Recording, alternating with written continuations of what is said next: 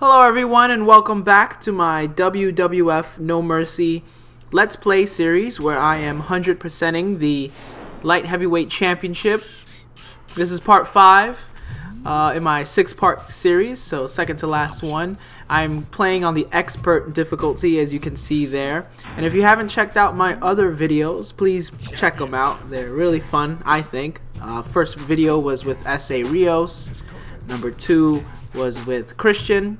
Number 3, Crash Holly.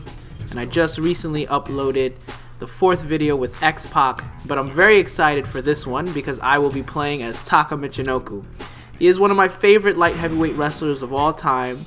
And he has an extensive history being a light heavyweight innovator beyond WWF. Now, if you only know of him from the WWF, this is going to be a very enlightening episode.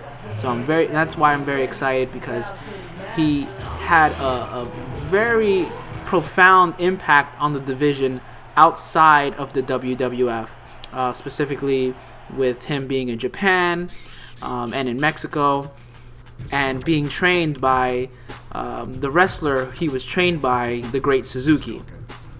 So, like I talked about in my first video with S.A. Rios, the Light Heavyweight Championship was created by the WWF, but was lent to a promotion in Mexico called UWA.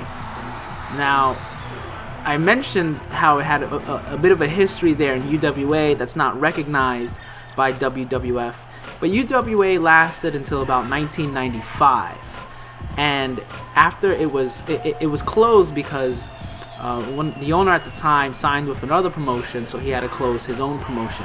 So that meant the light heavyweight title, which was held by Villano number 3 at the time, had to be vacated, and the title stayed in Mexico for a little bit, but moved to Japan. There was a wrestler by the name of Aeroflash, who I have no knowledge about, never heard of him, but he was a wrestler in Mexico who was the light heavyweight champion for quite some time before he would lose the title to the Great Suzuki in Japan. And Great Suzuki would lose the title to El Samurai, who would defend the title in the short-lived, but I'm sure everyone's familiar with it if you watch the WCW back in the day. He would defend the title in the J Crown tournament. Now, the J Crown tournament was a tournament which was a gathering of light heavyweight champions from different promotions. You had the NWA Junior Heavyweight title at stake, the IWGP Junior Heavyweight title. So it was a lot of different promotions, and all the champions got together, and the winner would own all the titles. They would combine all the titles to be the J Crown Championship. So El Samurai competed in the tournament with the WWF Light Heavyweight Championship. He would lose in the tournament because the winner of the tournament would be the Great Suzuki, who would beat Ultimo Dragon in the final. Now,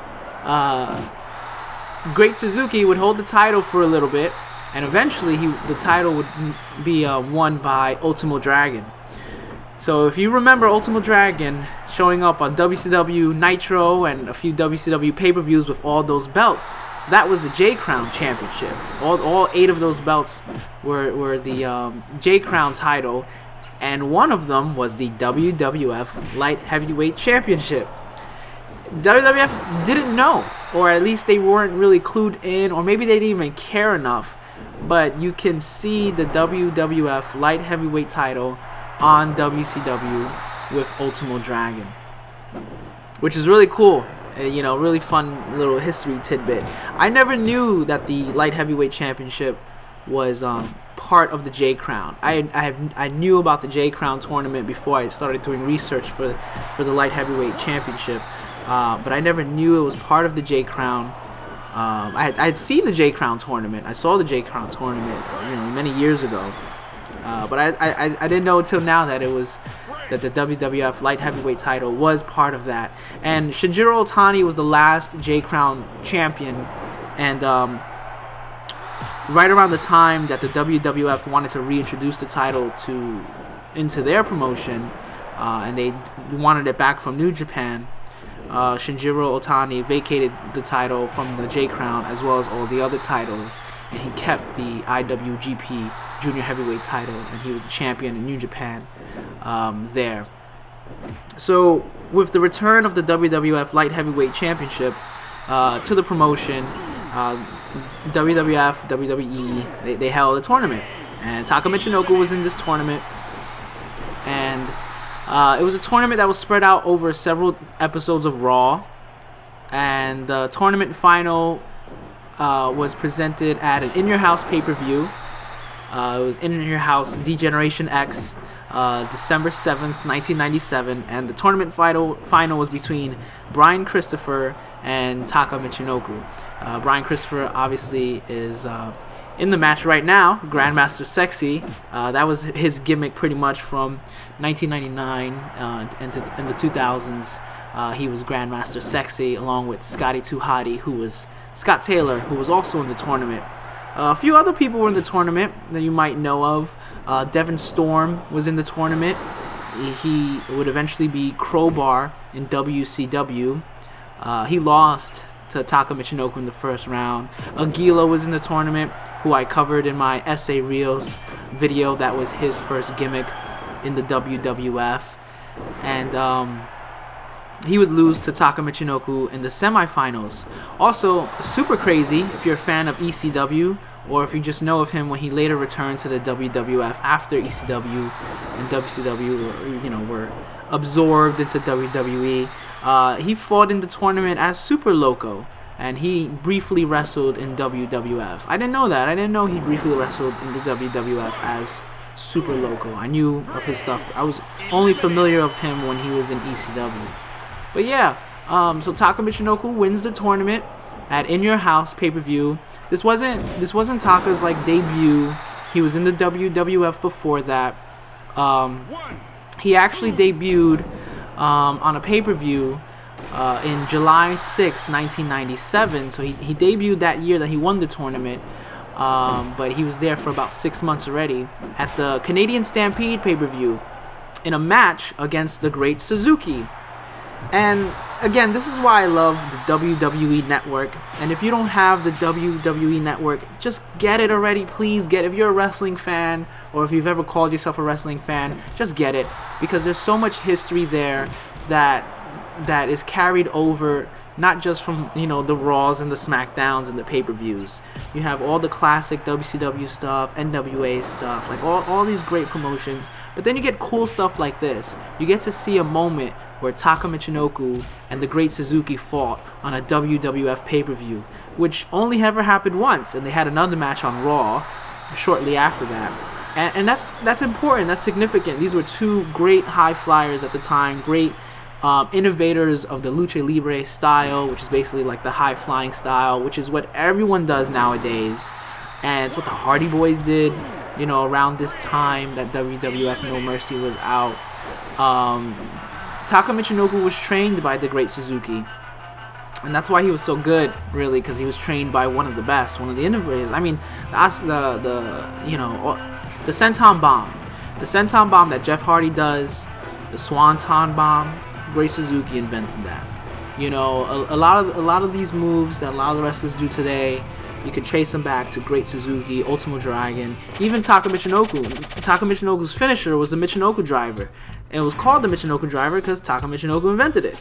It was Scoop Slam Pile Driver. The original Michinoku Driver, though, was a double underhook brain buster. So imagine that, if you will. Imagine a double underhook suplex, but instead of suplexing the guy over, you lift him up and you bring him down into a brain buster. And that was innovated by the Great Suzuki. And TAKA Michinoku took that, he just made it a scoop slam, and he came down with it with regular pile driver. So he sat out in front of you, and he called that the Michinoku Driver 2. But everyone just calls it the Michinoku Driver, because they don't call it Michinoku Driver 2 because no one really remembers the first Michinoku Driver. So the Michinoku Driver 2 is what everyone calls the Michinoku Driver now, and you still see that move these days. It's one of the most significant moves, I think, in wrestling history because there's so many variations of it. So many people have used it as their finisher, and TAKA was the first guy to do it. It's one of my favorite finishing moves of all time. when they first introduced the created wrestler mode in WrestleMania 2000, that was my finisher. I think it was I actually used to do the spinning Michinoku driver in the Fire Pro Wrestling games. They had like all 90 million variations of the Michinoku driver. I love that move. It's one of my favorite moves of all time, and we have Taka to thank for that.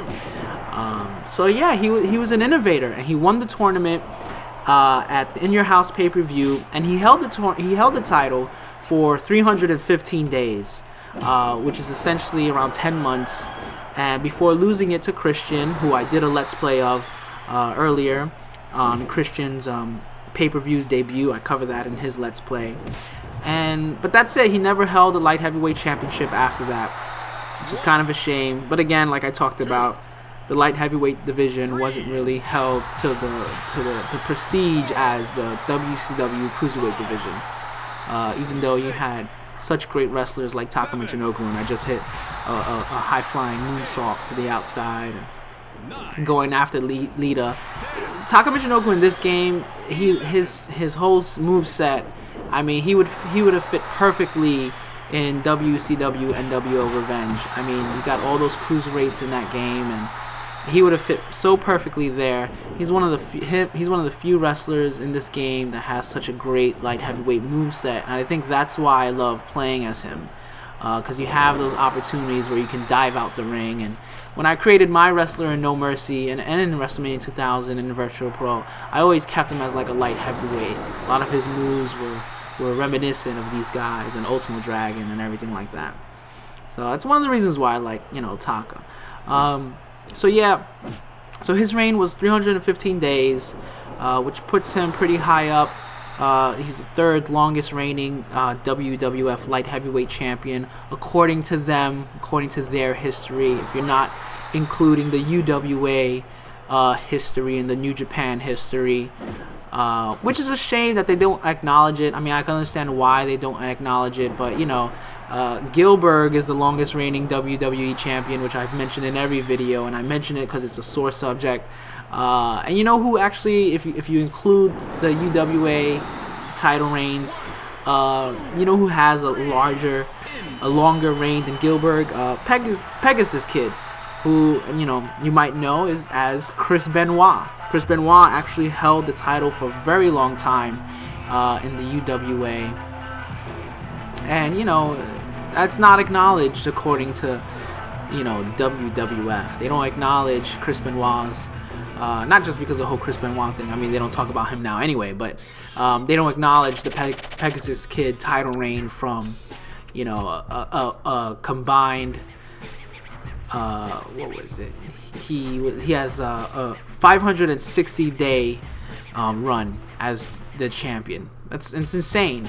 No one holds titles that long anymore. 560 days. That's more than a year. It's a year and a half probably. So anyway, and Taka Michinoku wasn't included in WrestleMania 2000, which I thought was interesting because the tournament was at the end of '97, and he was in the WWF throughout '98, throughout '99, all the way up until for 4 years he was in the WWF, and I don't know why he wasn't included in WrestleMania 2000. Maybe they couldn't get the rights because he was with the Kaientai group, but his tights are in WWF 2000, so you can definitely recreate him in WrestleMania 2000 if you want to. But yeah, so after he lost the title, so I'm gonna do a little bit something different for my year in review that I have been doing for every wrestler, where I've been covering Survivor Series '99 and up into Survivor Series 2000, which is essentially, you can really say, No Mercy was developed, and until its release, it was definitely developed around that time and released in 2000. Oh, I forgot to mention, I had to lose that match for this path as Taka Michinoku. You have to win the first 2 matches, lose the 3rd match, and then win the other 2. So, like I mentioned in my other Let's Plays, if you want to lose a match easily, just go for a strong grapple, and then have the person counter it, hopefully into a pin, and then just hold the control stick, and then boom, you lost the match. Very easy, especially in situations like that where you have to fight someone backstage, or if there's like no DQ or no rope break, you can just have it countered into a pin. And since Taka has a lot of pinning moves, it was easy to do a counter there into a pin and just hold the control stick and lose. So yeah, then it becomes pretty straightforward. So you're just gonna win-win. I put the path I take in the description below, and I also put a link to the guide that I use to 100% this. It's a guide I used even way back then when the game first came out. He breaks it out pretty simply with quick paths that you can just look at the quick paths and see, alright, I gotta win, I gotta lose, I gotta win, I gotta lose. So that's very helpful because you definitely don't want to go through these on your own trying to figure out how to 100% it. But yeah, okay, so going back to the year in review. So yeah, so he wasn't included in WrestleMania 2000, and if you actually look at what he did from Survivor Series 99 until Survivor Series 2000, he didn't do a whole lot. Him and Funaki were kind of, joke wrestlers from September 99. From Survivor Series 99 to Survivor Series 2000. You saw them mostly doing, funny comedy skits or tag team matches on Heat. He did have one match on Raw where he fought Triple H, and it was a really good match. It was at the time where Triple H was defending his title against quote-unquote like jobbers or people who probably never deserved a title shot. But TAKA Michinoku was a great competitor, and he was a great wrestler, and you definitely saw that if you watched beyond WWF, if you watched his stuff in Japan, or even if you have the WWE network, you can watch his matches in ECW. TAKA Michinoku, after losing the title, was attacked by Kaientai. Now, Kaientai was a stable from Japan, formed by Dick Togo, Men's Teo, and Shiryu, and he was attacked by those three and Funaki, and they were Kaientai. Now, originally in Japan, Kaientai was those guys and TAKA Michinoku, and WWF never really made a mention of that when he got attacked by Kaientai. So he was feuding with Kaientai, after losing the title, after losing the Light Heavyweight Championship in WWF, and really in Japan, he formed Kaientai with these guys. So I thought that was very interesting. But before Kaientai came to the WWF, they wrestled a little bit in ECW, and you can watch some of their matches on the WWE network. The very first ECW pay-per-view, Barely Legal 97, has a 6-man tag team match with Kaientai, which was TAKA Michinoku, Dick Togo, and Men's Teo against Great Suzuki, Gran Hamada, and Masato Yakushiji. I hope I'm pronouncing that right. I don't want him hitting me up on Twitter like I'm pronouncing his name wrong, right? And in ECW, they were actually the BWO of Japan, which was hysterical if you got the joke, because the BWO was the, answer to WCW's NWO. It was Stevie Richards' group, him and the Blue Meanie and Nova making fun of the NWO, right? And the NWO was actually a gimmick that Scott Hall, Kevin Nash took from Japan, which was in New Japan there was a group called like basically the NWO. So they took that from Japan, which is okay because they ended up bringing those guys anyway, which is why you got Tenzan and Chono. Well, actually, I don't think Tenzan showed up on WCW, but you had Masa Chono and the Great Muta showed up, sort of with their NWO Japan. So the BWO Japan's answer was Kaientai. Kaientai was sort of like DX before DX came around, and it's actually really interesting because everyone thinks DX, D-Generation X. That's why they were called DX. Kaientai was originally spelled K-I-E, space E-N, space T-I-E. When they were introduced in the WWF, it was all like one word. But in Japan, they were Kaientai Deluxe, which was shortened to Kaientai DX. So when you look back at the Attitude Era, and you look back at the Monday Night Wars, and you look back at the NWO, you look back at the DX, a lot of those things they were doing was already being done in Japan. And they were bringing over a lot of these guys who were doing those things in Japan and not really putting them over like maybe they should have. I don't know. It makes you look at history a different way, and it look at how wrestling in Japan very much influenced WCW, WWF, and ECW. And that's why you had these guys showing up. That's why you had Kaientai and ECW. ECW was very much the promotion that brought in a lot of the Japanese guys. And to its credit, so did WCW. They brought in a lot of the guys from ECW, from Japan and Mexico. But at least they were showcasing that a lot more than the WWF. Because when WWF brought in Kaientai, they were feuding with Taka for some reason. I don't even really know why. But then they got caught up feuding with Val Venus, and I'm sure everyone who watched the Attitude Era remembers the feud with Val Venus and Kaientai, where Val Venus slept with the manager of Kaientai, Mr. Yamaguchi. He slept with her wife, and it was caught on tape. So they wanted revenge, and they kept threatening they were going to cut off his penis because, wrestling.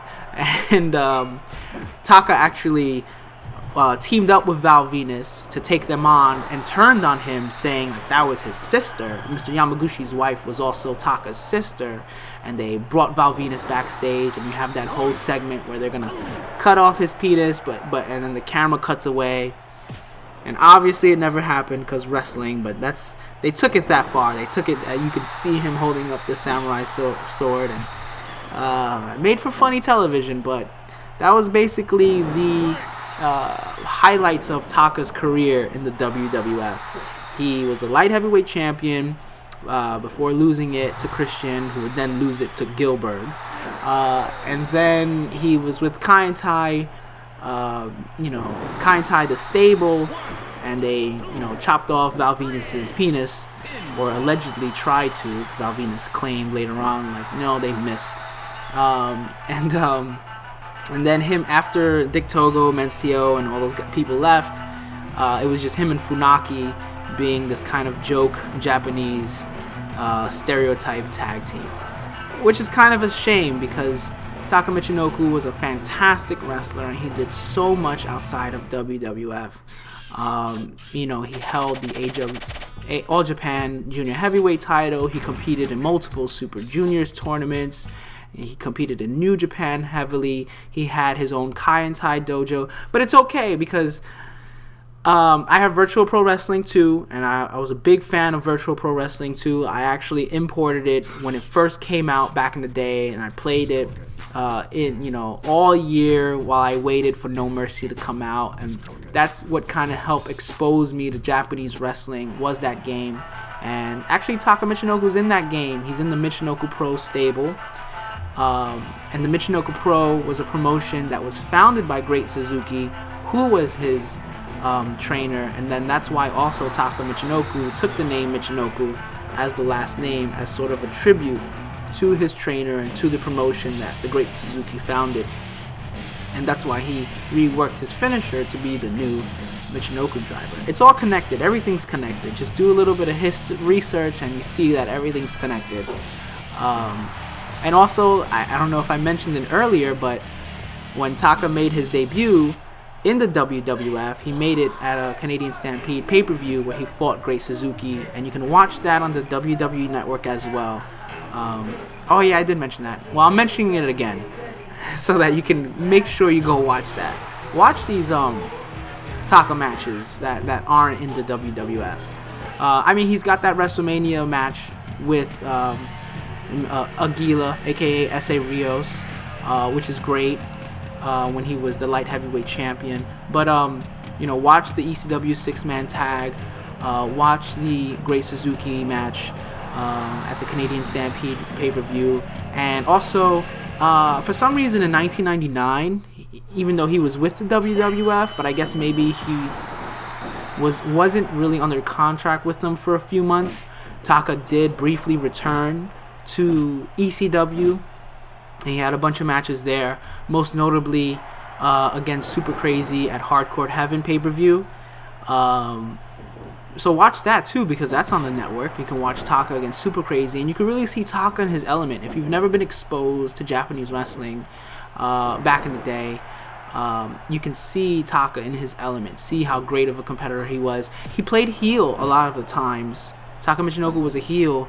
He borderlined, something between face and heel, but a lot of the times his style was as a heel wrestler, which is also great to see because there was a lighter side of him presented in WWF.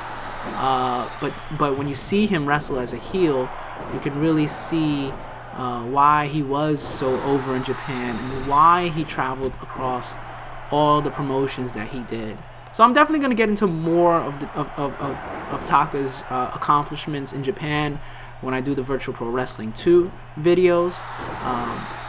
But yeah, in WWF, there's not really much more to talk about beyond those two major storylines with him and Kaientai and him winning the title, because in Survivor Series 99, he was supposed to be in Survivor Series on the team with Big Show and Blue Meanie. And Big Show didn't want any partners, so he attacked them, and they didn't get to compete. It was just Big Show beating Big Boss Man, Viscera, Midian, Albert all by himself. He wasn't on the Armageddon pay-per-view. In Royal Rumble, him and Funaki weren't in the Royal Rumble, but they kept running in and getting eliminated, and that was really funny. I remember that, actually. They used to just come in and attack everyone, and then they would get thrown out. But then he wasn't at No Way Out the next month. He was at WrestleMania 2000 in the Battle Royal, in which Funaki won the Hardcore title briefly. So that was a win for them as a team, in a way. But then at Backlash, after that, he was at the pay-per-view, but for a Sunday Night Heat taping. The Godfather and Kaientai took on Steven Richards and the Headbangers. He wasn't at Insurrection. Judgment Day, I covered it in my S.A. Rios video. Him and Funaki took on both S.A. Rios and Lita, and that was kind of the match that really saw the tide was turning, where Lita was going to break out from S.A. Rios. But they lost that match. But it was for Sunday Night Heat. It wasn't actually for Judgment Day. It wasn't at King of the Ring. Next pay-per-view was Fully Loaded, and again another Heat taping, a match between him and S.A. Rios. He would beat S.A. Rios. And then for the rest of the year, SummerSlam, Unforgiven, No Mercy, Survivor Series, he was MIA. I don't know where he was pay-per-view wise, but I'm sure he was bouncing around Raw or Sunday Night Heat or whatever auxiliary shows they might have had where they featured him and Funaki and whatever hilarious sketches they could think of and just have them job out to other wrestlers. And that's most likely why he left. He left in October of 2001. His final match was a tag team match with Funaki against Justin Credible and Raven, which they won. It was on an episode of WWF Jacked. So that's Taka's last match. Unfortunately, it was a very quiet affair, celebration. But, he did all right for himself. He still wrestles today. He started his own promotion called the Kaientai Dojo in Japan. And it was basically kind of like the ECW of Japan in a way, but one that survived and is still around. Because it was like the indie promotion in Japan. Like it started out as a school, but then became its own promotion and even rivaled that of the Michinoku promotion. So I'll get into a lot more of the history there with that and how much that impacted Japanese wrestling over there. But yeah, for the year in review, he didn't really do much. It was great to see him featured in the game. If you want to play as Funaki, all you have to do is just press the C button on the character select screen, and Funaki's an alternate skin, which is kind of messed up that Funaki doesn't get his own character. But hey, you could always create Funaki as his own character, give him different moves, but that's how WWF viewed them. They were one and the same, which I guess is fine, because people do remember them. People do remember Kaientai. They did have an impact in the sense of they were entertaining. And I think it's because they actually worked well with what they were given. They were able to turn this gimmick as just being a joke, stereotype, and actually make it interesting and believable and entertaining, and not really neglect their ability in the ring, because their matches were always good and entertaining, and they did a lot of great maneuvers and innovative stuff. And Taka was very young at the time, so he was always doing some crazy high-flying moves to the outside. He probably would have been great in the WCW division. It's actually really funny because, like I said earlier, the original Kaientai was Dick Togo, Men's Tio, and Shiryu. Now Shiryu is his real name is Kaz Hayashi, and when Kaientai went to WWF, he actually went to WCW and wrestled as Kaz Hayashi. So he was the one Kaientai member not to be called a part of Kaientai in the U.S. because he was wrestling in WCW under his real name. And he was another favorite of mine, Kaz Hayashi. A lot of his stuff outside of WCW was really good. But yeah, it would have been interesting to see Taka featured in that cruiserweight division. What could have been if this cruiserweight division in WWF was more featured. I'm getting to the end of the series. What is this? Is this the last match? I think it's the last match.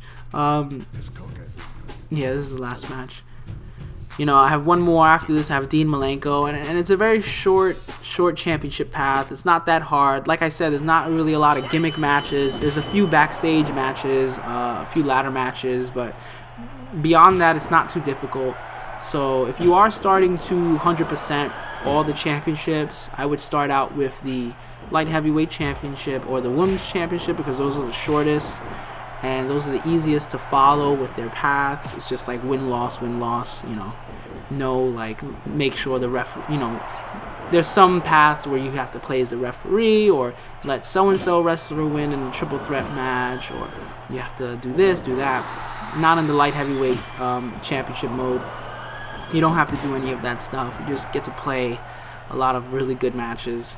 And I'm playing on Expert again. Expert is not that hard, as you can see, going through this. I mean, I could also be saying that because I've been playing this game 15 years, but I started with WCW versus NWO World Tour, so that's also another reason why probably by the time No Mercy came out, I didn't find it too difficult. But I really do believe that the AI was more difficult in Revenge and even WrestleMania 2000 and Virtual Pro Wrestling too. I really feel like No Mercy's AI isn't as difficult as WrestleMania 2000 even.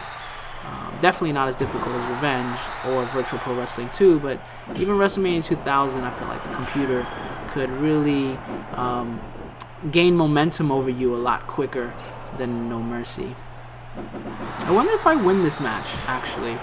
I don't remember if I won this match. I know there was one run where I actually had to quit out because something went wrong and I lost, but I don't know. We'll see. We'll watch it.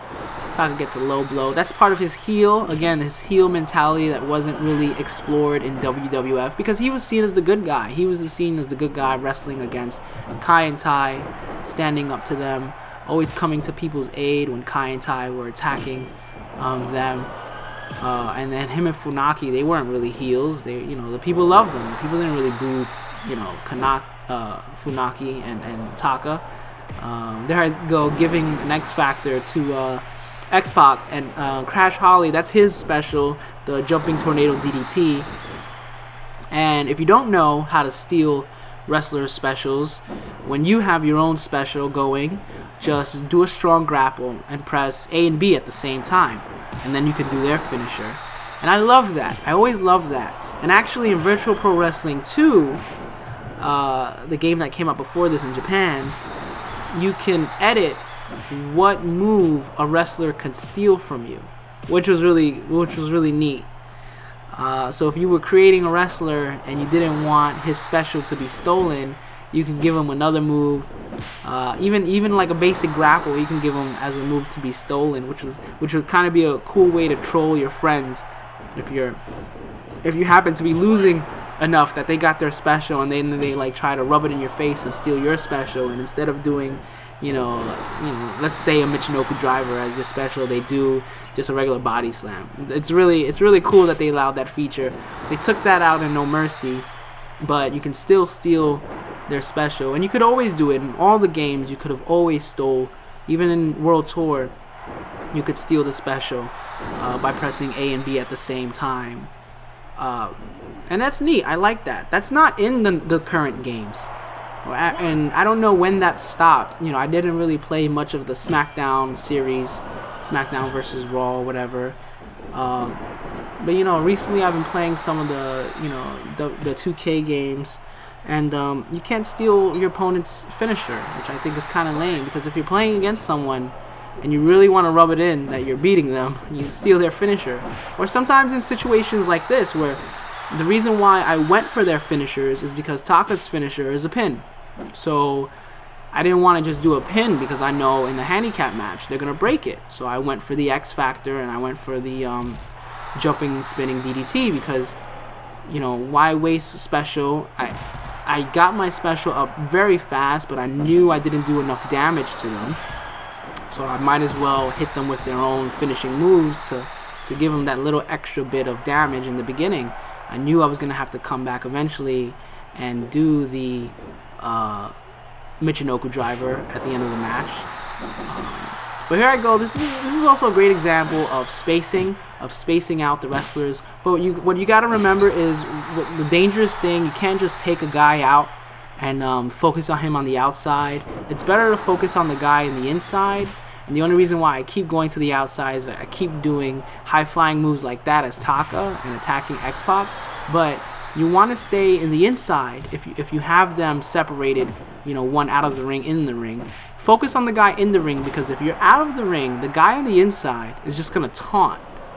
And the AI will always do that. The AI will always do that. The only way he'll come out is if he's a high flyer himself, or has a move that'll launch him to the outside, because not everyone, you know, Undertaker has a high flying move to the outside, but he's not technically a high flyer. So if they have a high flying move to the outside, they'll come out after you. Or if it's a, you know, falls count anywhere match, they'll definitely come out if they see their partner is getting too beat up or is in danger of tapping out or getting pinned. But most of the time they'll just stay in and taunt, which is pretty cheesy, and it's counter, you know, productive if you are beating up the guy outside, because your special meter is not going up because they're taunting you. And, you know, I'm sure you know it, but if you don't, when you taunt in this game, not only does your meter rise, but you're also lowering ever so slightly the meter of your opponent, of the person you're taunting. So especially if you're outside and you're getting taunted on the inside, that's not cool, because they can very easily raise their meter pretty high. And this match is all just high flying spots. I'm just all over the place. And that's why I love playing as these high fly wrestlers, especially in like handicap matches and stuff like that, because there's a lot more flexibility with controlling the space of the match. Very quickly, like you're probably going to see right here, I'm going to go for a springboard, and that works nearly every time. If they run at you and you do a springboard, you'll always hit them, because they'll hit the ropes and you'll hit them on the return of bouncing off the ropes.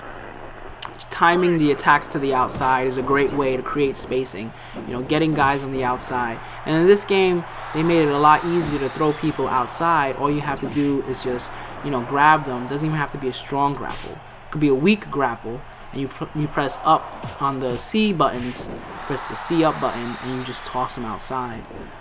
Which is also very great if you're stuck in a jam in these handicap matches. Just toss one of them outside quickly. They'll probably get up right away and come back in. But if you've done enough damage to them, they'll probably stay out for a good, you know, 10 seconds, 15 seconds, enough for you to get off a move or two on the guy on the inside, or maybe get a pin off on the guy on the inside, so you can go ahead and finish the match. See, now Crash Holly right now is going to throw me outside. X-Pac's going to come outside. So now, let me see if I can quickly do something to X-Pac. And you know, I went for the Hurricanrana pin, because I probably didn't realize, oh, that's a pin move. Taka's got a lot of pin moves, like a lot of the light heavyweight wrestlers do, especially in Revenge. Like Rey Mysterio, like 90% of Rey Mysterio's grapples are like pin moves. So I forget sometime which is which. Alright, so here I go. I got my special again. Now Crash is going to grab me. Now, which is alright, you know, scoop slam. But see, now here, I'm trying to go for one of his special, because I know if I take him down, then I could probably put away X-Pac with the Michinoku driver. Yep, then I move around. Crash is losing it because his meter's so low, which is another feature added in No Mercy that I love. And then there you go, 1, 2, 3. TAKA Michinoku taking down both X-Pac and Crash Holly. And I think this is the last match. So yeah, I hope you enjoyed all the info. I hope you learned something today about TAKA Michinoku, and I hope it encourages you to watch those matches on the WWE Network. I mean, a part of the reason why I'm doing these Let's Plays isn't just to show off my skill in No Mercy. I mean, I'm sure there are people out there who are just as good as I am, or who have played these games as extensively as I have. But also, you know, it just gives me an opportunity to talk about wrestling and to maybe talk about these wrestlers in the WWF/WWE and their influence on the world of wrestling and what they've done beyond WWF and WWE. And same thing with WCW when I start doing my revenge runs, and especially when I start doing my Let's Plays of Virtual Pro Wrestling 2. So here we are, we're coming to the end of the Light Heavyweight Championship. I hope you enjoyed this episode. Next episode, the final episode of this Light Heavyweight series where I 100% it, will be Dean Malenko. So I hope you check that out. If you like this video, please leave a comment. Tell me who you want to see me play as in the upcoming title runs. Even created wrestlers, I could do those. But yeah, leave a comment. Please like, please subscribe. I will get these out as soon as I can, when I can. But I enjoy doing them, and I will keep doing them. And I hope you enjoyed this episode. So have a good day. Keep watching wrestling and subscribe to that network. Alrighty, have a good one.